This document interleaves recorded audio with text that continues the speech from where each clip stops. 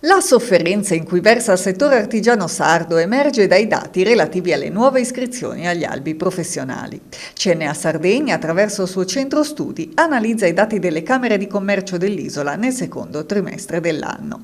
Il bilancio è sempre più negativo. In 6 mesi le nuove iscrizioni all'albo delle imprese artigiane sono state poco più di 1000 contro le oltre 1200 del primo semestre 2019.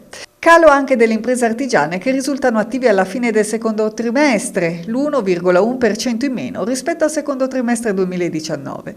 Il dato colloca la Sardegna tra le regioni italiane con un calo più importante, quasi doppio rispetto al dato medio nazionale, che è del meno 0,6%. Un settore, quello dell'impresa artigiana sarda, già aggravato da una crisi strutturale di lunga data a cui va aggiunto lo stato di emergenza economica indotto dal Covid-19.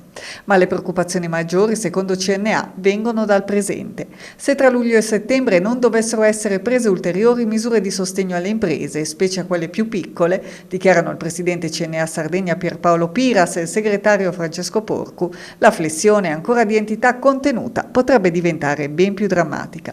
Il rischio è che la crisi profonda vada a toccare anche le imprese che in questa fase hanno tenuto duro.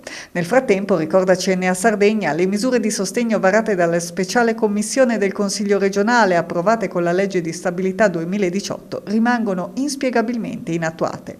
A questo punto è urgente, affermano Piras e Porcu, un progetto di rilancio e di ricostruzione economica che allo Stato non vediamo, che innervato da politiche attive per il lavoro e per gli investimenti dia ossigeno ai sistemi produttivi.